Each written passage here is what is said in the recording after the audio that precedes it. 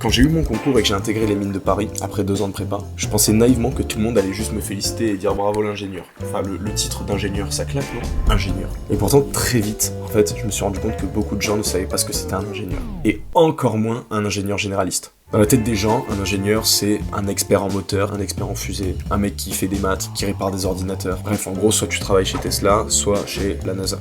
Aujourd'hui, on va remettre un peu d'ordre dans tout ça, et on va voir ce que n'est pas un ingénieur, ce qu'est un ingénieur, et ce que deviennent les ingénieurs après leurs études. C'est parti. Ce qu'un ingénieur n'est pas. Dans cette partie, il y a un point qui est crucial, c'est de comprendre que ingénieur, c'est pas un métier précis. Évidemment qu'un ingénieur, ça peut devenir spécialisé, et c'est même souvent le cas, et c'est pour ça qu'on entend parler de ingénieur aéronautique, ingénieur automobile, ingénieur bâtiment, etc., etc. Et donc quelque part, c'est vrai que la question ingénieur en quoi, elle a du sens. Mais le problème, c'est que c'est pas tout le temps le cas. Avant d'être spécialiste, un ingénieur, il est généraliste. Et pour comprendre cette idée, je vais prendre un exemple que tout le monde connaît, c'est le médecin. Le médecin, il y en a plein des spécialisés, il y a l'ophtalmo, le chirurgien, le radiologue, le cardiologue, etc. Mais avant tout, il y a le médecin généraliste. C'est celui qui partage une base de connaissances communes avec tous les autres médecins. Médecin, c'est avant tout une manière de réfléchir. On a des symptômes, on vient le voir, on lui demande. Lui, à partir des symptômes, il va établir une liste de maladies possibles, de la plus probable à la moins probable. Par exemple, si t'arrives avec le nez qui coule et les yeux qui grattent en mai, il y a plus de chances que tu sois juste en train de faire une allergie plutôt que d'avoir un cancer du rein. Et ensuite, en fonction de ça, lui, il va te poser d'autres questions pour repérer les trucs que toi t'avais pas repérés, et à la fin, il te fait un diagnostic. Donc c'est une manière de réfléchir, c'est une logique, c'est une méthode. C'est pas juste de la connaissance brute. Et le métier de médecin, c'est ça, c'est une méthode, une manière de réfléchir, plus des connaissances. Ingénieur, c'est exactement pareil. Donc non, ingénieur, c'est pas un intitulé de poste, mais c'est une méthode de réflexion. C'est une manière d'aborder les problèmes. Deuxième idée importante de ce qu'un ingénieur n'est pas, c'est qu'un ingénieur, c'est pas un mécano. Faut qu'on arrête avec cette idée. Quand ma grand-mère, j'arrive pas à déplier la chaise pliante et qu'elle me dit « Ah, c'est ça les ingénieurs de nos jours », non mamie.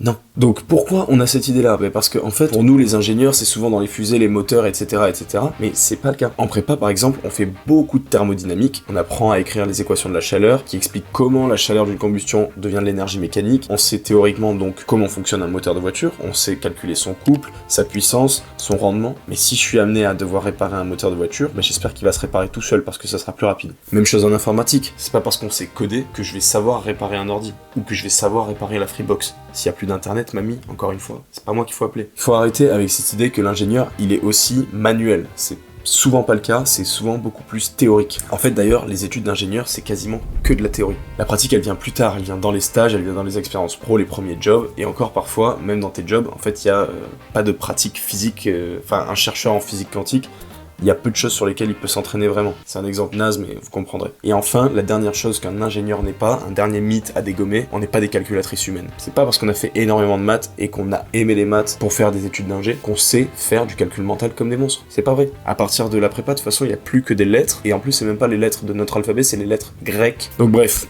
on n'est pas des calculatrices humaines. Bon, maintenant qu'on a vu ce qu'un ingénieur n'est pas, autant rentrer dans le cœur du sujet et vous dire, c'est quoi un ingénieur? Pour ceux qui ont suivi, je l'ai déjà dit un petit peu au-dessus, mais je vais le repréciser là. Être ingénieur, c'est avoir une manière de réfléchir particulière. C'est très méta ce que je dis, mais c'est vraiment le même exemple que le médecin. Le médecin, lui, ça va être les connaissances en santé couplées à une manière de réfléchir pour résoudre n'importe quel problème de santé. Nous, on a été formés, les ingénieurs, à résoudre des problèmes. Ok ? Je vous donne un exemple. Les exercices de maths en DS, c'est souvent la même chose. C'est question 1, rappel d'un point de cours. Donc on te demande de rappeler un théorème ou une propriété ou ceci ou cela.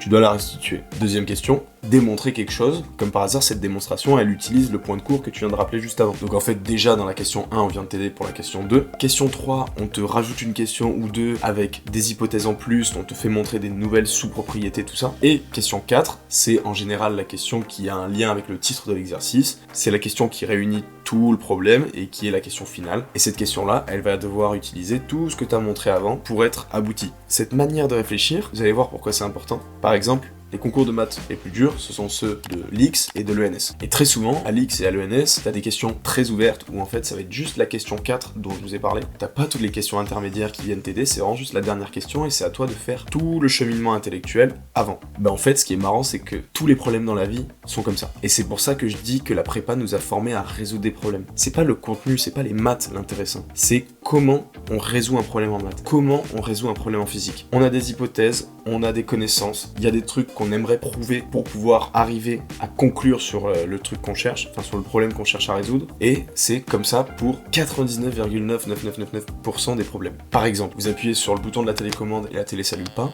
on découpe le problème en sous-problèmes. Est-ce que c'est la télécommande qui marche pas? Est-ce que c'est le capteur de la télé qui marche pas? Est-ce que c'est le câble HDMI qui marche pas? Si c'est la télécommande qui marche pas, comment on le sait?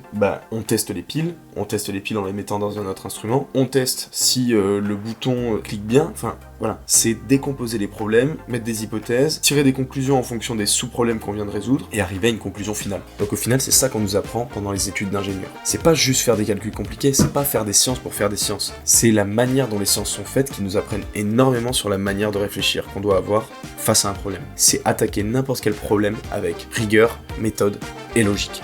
C'est pour ça qu'on voit autant d'ingénieurs dans des métiers qui ont rien à voir avec la science. En politique, en management, en finance, en entrepreneuriat. C'est pas parce qu'ils sont plus intelligents, c'est parce qu'ils savent structurer des problèmes, chercher l'info qui leur manque, construire une solution étape par étape. Bref, être un ingénieur, c'est être un architecte de la résolution des problèmes. Être ingénieur, c'est donc pas appartenir à une case. C'est pas non plus être un génie des maths ou une calculatrice vivante ou un as du bricolage. C'est avant tout une manière de réfléchir logique, structurée, méthodique. C'est apprendre à décomposer des problèmes complexes, à poser les bonnes questions et à trouver des solutions efficaces. Et une fois qu'on a ça en main, tout est possible. Ingénierie spatiale, finance, développement durable, politique, tout. La prépa, l'école, les maths, tout ça c'est qu'un entraînement pour développer cette capacité à résoudre des problèmes. Et c'est elle qui vous déporte dans tous les domaines, partout dans le monde. Et c'est pour ça qu'on dit souvent que la formation d'ingénieur est l'une des plus polyvalentes au monde.